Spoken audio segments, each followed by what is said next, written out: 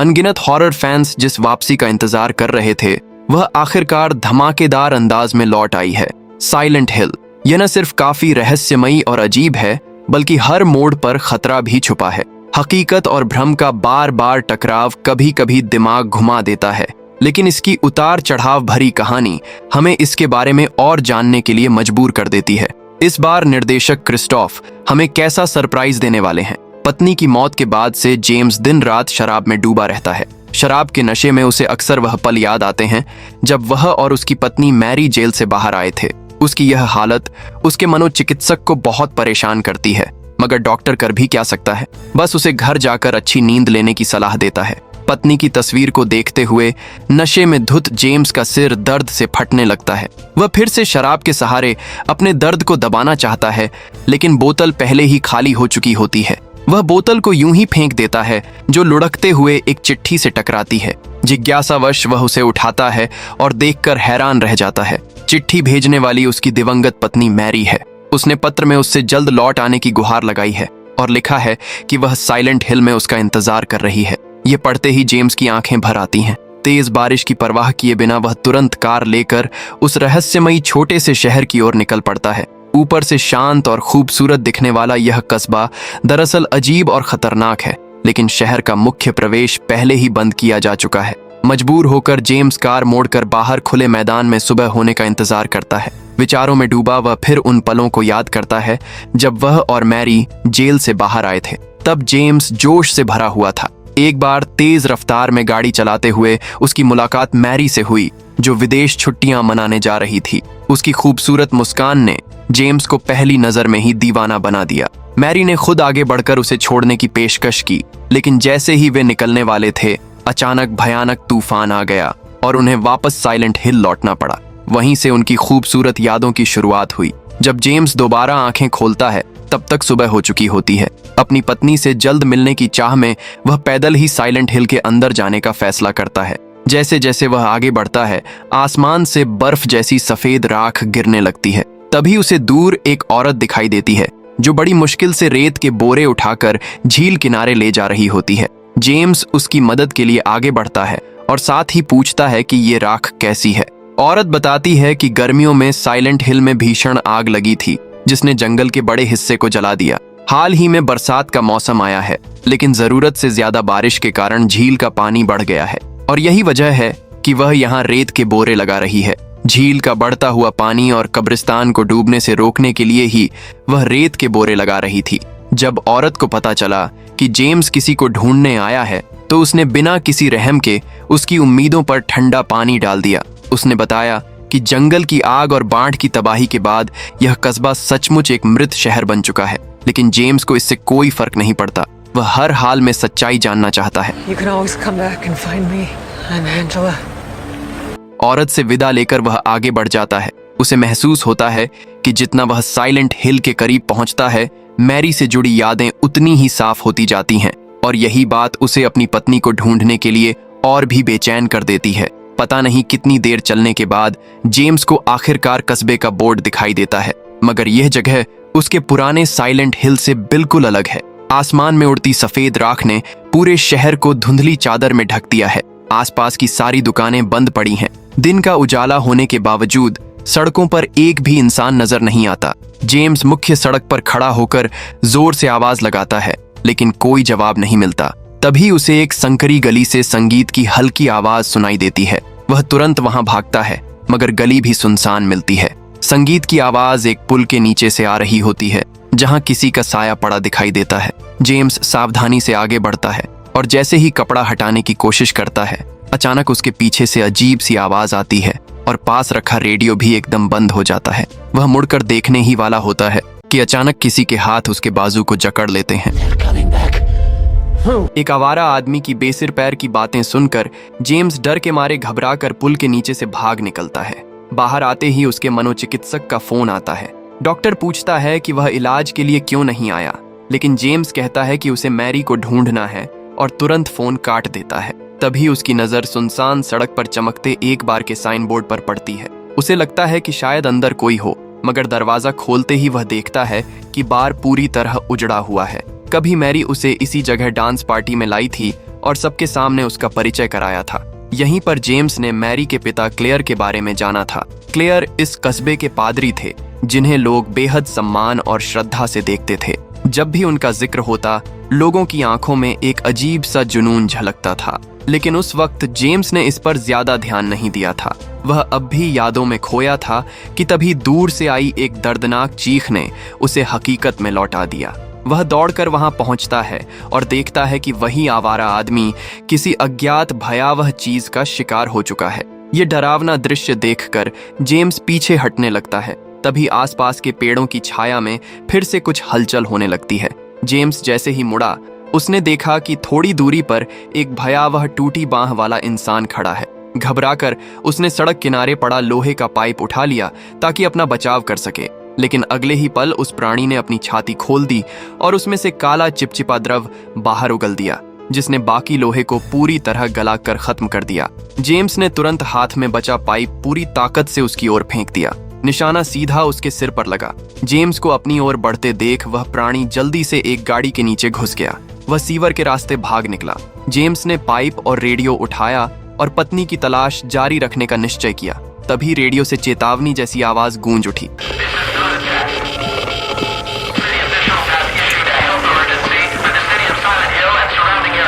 घोषणा खत्म होते ही पूरा शहर अचानक घोर अंधेरे में डूब गया। चारों तरफ से अनगिनत राक्षस उमड़ पड़े। जेम्स जान बचाने के लिए दौड़ने लगा, किसी सुरक्षित जगह की तलाश में, मगर रास्ते में वह ठोकर खाकर गिर पड़ा। इससे भी बुरी बात यह थी कि असंख्य चूहे उसकी ओर झुंड बनाकर दौड़ रहे थे। वह उनसे बच भी नहीं पा रहा था। तभी उसे एहसास हुआ कि ये चूहे दरअसल किसी खून के प्यासे रेंगने वाले जीव से बचने के लिए भाग रहे हैं। वह खुद भी लगभग उसके काटने का शिकार हो गया।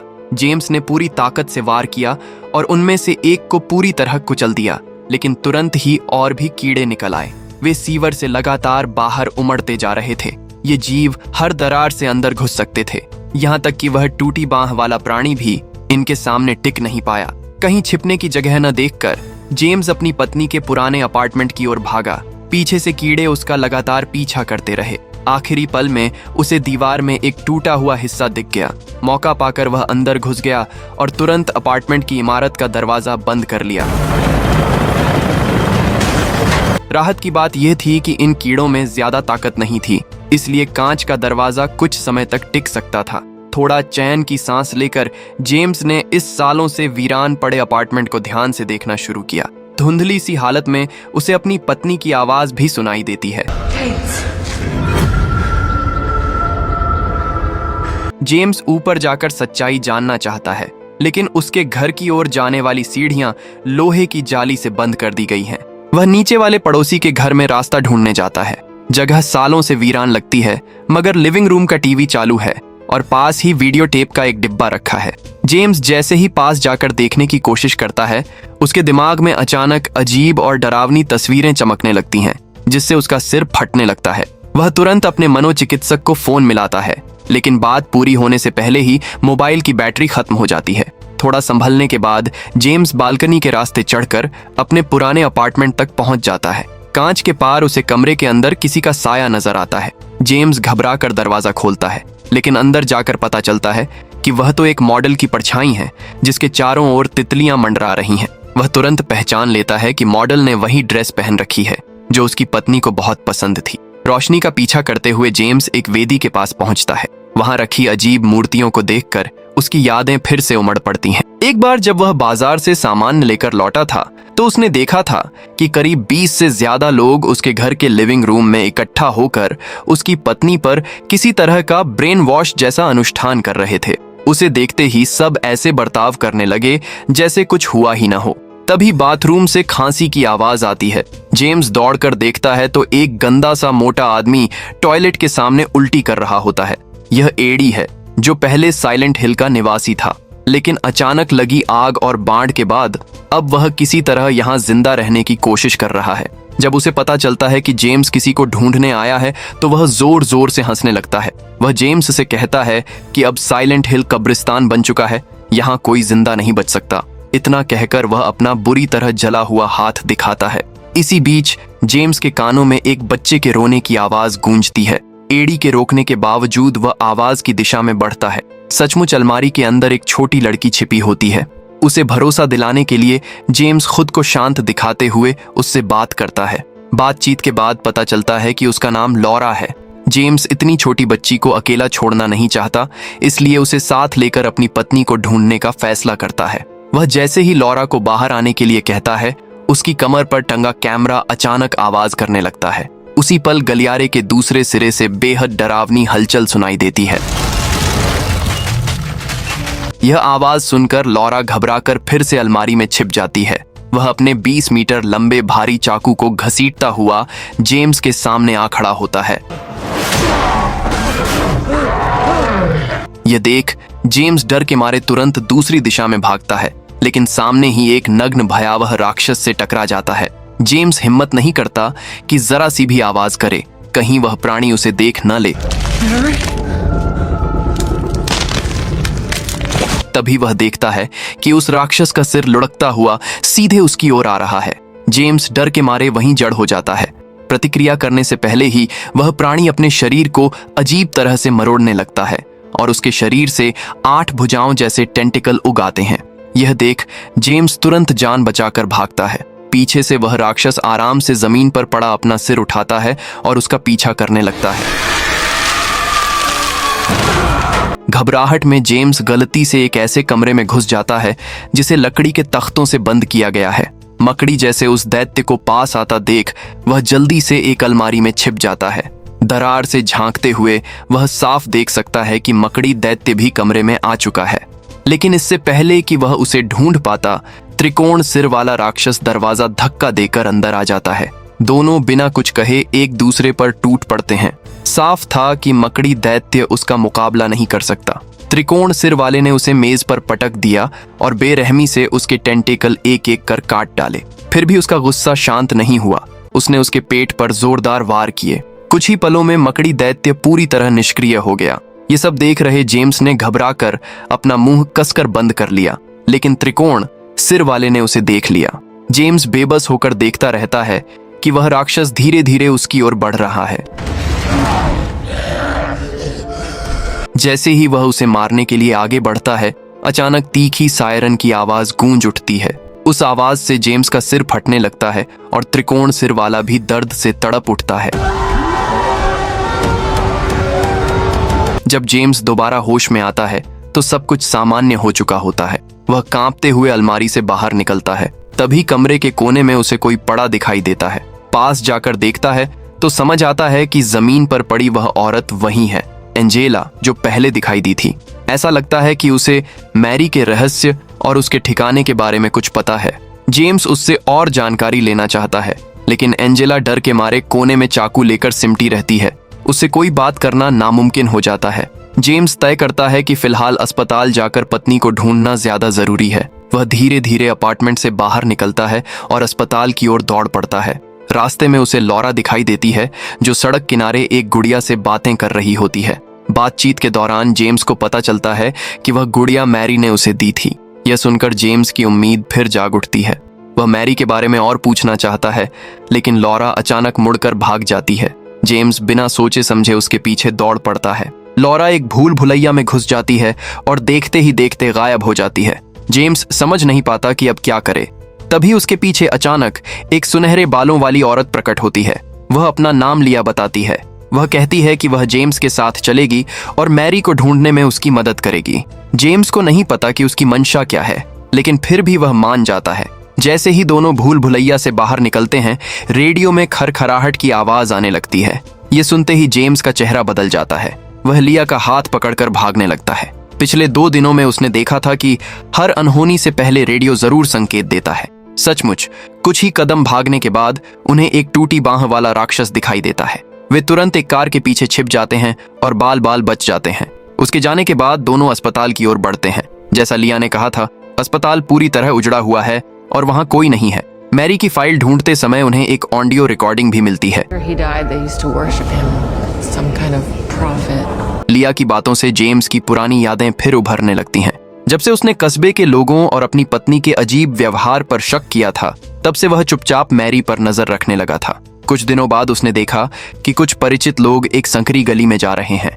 जब जेम्स उनके पीछे गया तो गली एक लोहे के दरवाजे से बंद मिली।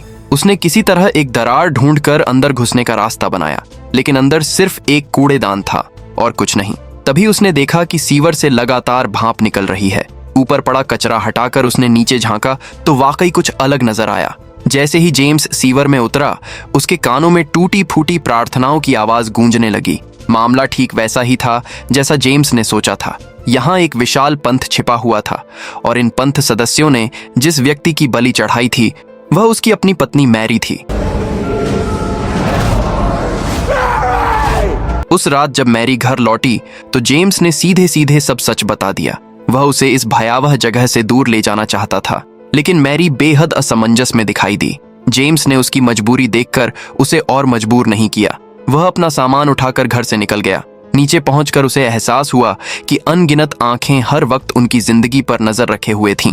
यही बात उसके इस नरक जैसे कस्बे को छोड़ने के फैसले को और पक्का कर गई। इन दर्दनाक यादों को सोचकर जेम्स का दिमाग जैसे सुन्न पड़ गया। अनजाने में उसने जमीन को छू लिया। अचानक काला पदार्थ तेजी से फैलने लगा और साइलेंट हिल का सायरन फिर गूंज उठा। लिया ने यह देखा तो जेम्स का हाथ पकड़कर बाहर भागने लगी, लेकिन जो अस्पताल अभी तक सामान्य था वह अचानक नीचे की मंजिल पर आग के समंदर में बदल चुका था। दोनों समझ नहीं पा रहे थे कि क्या करें। तभी अस्पताल के स्पीकर से मधुर संगीत बजने लगा। जेम्स तुरंत पहचान गया, यह उसकी पत्नी का पसंदीदा गीत था।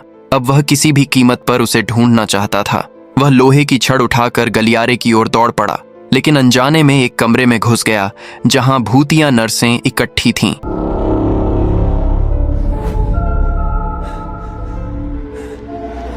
रोशनी महसूस होते ही एक नर्स ने बिस्तर पर दस्तक दी और आवाज सुनते ही बाकी सब भी हरकत में आ गईं। देखते ही देखते नर्सों की भीड़ उनकी ओर बढ़ने लगी। जेम्स तुरंत लिया को लेकर लिफ्ट में घुस गया, लेकिन जितना भी बटन दबाया लिफ्ट ने काम नहीं किया। जब भूतिया नर्सें बिल्कुल पास आ गईं, तो जेम्स मजबूर होकर आगे बढ़ा। उसने हाथ में पकड़ी लोहे की छड़ को पूरी ताकत से घुमाना शुरू कर दिया। जेम्स पूरी ताकत से भूतिया नर्सों को पास आने से रोकता है, लेकिन उनमें से एक फिर भी लिफ्ट के अंदर घुस जाती है और चाकू से लिया के पेट में वार कर देती है। अफरा तफरी के बीच जेम्स से अनजाने में लिफ्ट का स्विच दब जाता है और दरवाजा बंद होते ही वे किसी तरह वहां से बच निकलते हैं। लिया के पेट में गहरी चोट लगी होती है और उसकी जान को खतरा होता है। जेम्स पहले उसका घाव बांधता है और फिर पत्नी को ढूंढने जाने का फैसला करता है। तभी अचानक रहस्यमयी तरीके से लॉरा फिर सामने आ जाती है। जेम्स उससे मैरी के बारे में जानने को बेचैन होता है, लेकिन लॉरा जैसे अभी भी खेल में लगी हो। My baby's sad. इतना कहकर वह फिर भाग जाती है। सच जानने के लिए जेम्स उसके पीछे दौड़ पड़ता है और लगातार उसका पीछा करता है। जैसे ही वह एक कमरे में प्रवेश करता है, लॉरा पीछे से आकर दरवाजा बंद कर उसे अंदर बंद कर देती है। बेबस जेम्स कमरे में कोई दूसरा रास्ता ढूंढने लगता है। तभी कमरे में किसी के भारी सांस लेने की आवाज गूंजती है। चारों ओर देखने के बाद भी कुछ नजर नहीं आता। फिर उसे एहसास होता है कि आवाज ऊपर से आ रही है। वह ऊपर देखता है तो एक अस्पताल का बिस्तर हवा में तैर रहा होता है, जिसकी चादर के भीतर किसी इंसान की आकृति छिपी होती है। तभी एक बूंद खून उसकी नाक से टपककर जेम्स के चेहरे पर गिरती है। उस अजीब सी परिचित भावना से जेम्स तुरंत समझ जाता है कि सामने मौजूद यह भयावह रूप मैरी है। प्रतिक्रिया करने से पहले ही मैरी अचानक 4 हाथ निकालकर उसे हवा में उठा लेती है और उसका गला कसकर दबा देती है। खौर निराशा में जेम्स को याद आता है कि साइलेंट हिल से लौटने के कुछ समय बाद ही उसे मैरी की मौत की खबर मिली थी और वह गहरे सदमे में डूबकर मानसिक अस्पताल भेज दिया गया था। तभी उसे लॉरा की बातों का मतलब समझ आता है। त्याग और प्यार न मिलने की बात सब मैरी के बारे में था। असल में मैरी बहुत पहले मर चुकी थी और उसकी मौत का जिम्मेदार खुद जेम्स था। यह सोचते ही उसका अंदरूनी संसार एक बार फिर टूट जाता है। जब वह इलाज वाले कमरे में लौटता है तो उसे महसूस होता है कि लिया का चेहरा बिल्कुल उसकी पत्नी जैसा है। वह लिया को लेकर अस्पताल से निकलना चाहता है, लेकिन अनजाने में एक भूल भुलैया में पहुंच जाता है। रास्ते भर दीवारों पर मैरी की तस्वीरें टंगी होती हैं, लेकिन जैसे जैसे वह आगे बढ़ता है और तस्वीरों में मैरी का चेहरा धीरे धीरे मुरझाता जाता है। अब जेम्स समझ चुका होता है कि साइलेंट हिल के सारे राक्षस दरअसल उसके अपने जुनून और अपराध बोध के विकराल रूप हैं। लिया भले ही मैरी जैसी दिखती हो, लेकिन उसका स्वभाव बिल्कुल उलट है। वह जेम्स की इच्छाओं, ग्लानि और सच्चाई से भागने की प्रवृत्ति का ही रूप थी। जैसे ही जेम्स सच्चाई स्वीकार कर अपने अपराध की जिम्मेदारी लेने का फैसला करता है। लिया पूरी तरह गायब हो जाती है और उसे मारने वाला त्रिकोण सिर वाला दैत्य उसके अपराध बोध और हिंसक प्रवृत्ति का प्रतीक था। अंत में जेम्स पानी में डूब जाता है और सपने जैसे इस भयावह संसार से बाहर निकल आता है। पीछे मुड़कर वह उस अस्पताल को देखता है जो मानो उसकी यादों की परछाई भर रह गया हो। उसे लगता है कि अब शायद उसे मुक्ति मिल गई है, लेकिन तभी सच्चाई का प्रतीक लॉरा फिर उसके सामने आ खड़ी होती है। वह जेम्स को मजबूर करती है कि वह पूरे सच का सामना करे और अब असली फैसला शुरू होने वाला है। अचानक जेम्स खुद को आग से भरे एक लंबे गलियारे में खड़ा पाता है। वह जान बचाने के लिए पूरी ताकत से दौड़ता है और गलियारे के आखिर में एक कमरे में एंजेला को बेबस रोते हुए देखता है। एंजेला अपनी स्कर्ट उठाकर अपने पिता द्वारा किए गए अत्याचारों की भयावह सच्चाई दिखाती है। जैसे ही वह आग की लपटों में घिरने लगती है, जेम्स उसे बचाने की कोशिश करता है, लेकिन दोनों ही उस भयानक शक्ति में समा जाते हैं। तभी उसके सामने फिर मैरी जैसा विकराल रूप प्रकट होता है। जेम्स उसे शांत करने के लिए हाथ बढ़ाता है, पर वह राक्षसी रूप आग उगलकर उसे दोबारा गलियारे में धकेल देता है। धीरे धीरे एक बड़ा दरवाजा अपने आप खुलता है। आग की लपटों के पार जेम्स को मैरी की आकृति दिखाई देती है, जो चुपचाप छत की ओर बढ़ रही है। जेम्स बिना रुके उसके पीछे दौड़ता है। दरवाजा खोलते ही वह स्तब्ध रह जाता है। चारों ओर आग की लपटें भड़क रही हैं, जैसे धरती ही नरक बन गई हो। थोड़ी दूरी पर मैरी का निर्जीव शरीर शांत पड़ा है। उसी क्षण जेम्स अपने दिल की जिद छोड़ देता है और मान लेता है कि उसकी पत्नी सचमुच मर चुकी है। जैसे ही वह पूरी तरह स्वीकार करता है, मैरी का शरीर धीरे धीरे हवा में उठने लगता है और वह एक बार फिर उसे गले लगा पाता है, उस रूप में जो सिर्फ उसके जुनून में जिंदा था। अंततः जेम्स और मैरी का शरीर अनगिनत उड़ते सायों के बीच डूबने लगते हैं। वह अपनी पत्नी के शव के साथ पानी में समा जाता है। शायद किसी दूसरे संसार में वे फिर मिल सकें, लेकिन सच्चाई यह है कि यह उसका अपने अपराध के लिए खुद को दी गई अंतिम सजा थी, मौत के जरिए प्रायश्चित। आज की कहानी यहीं खत्म होती है। मिलते हैं अगली बार।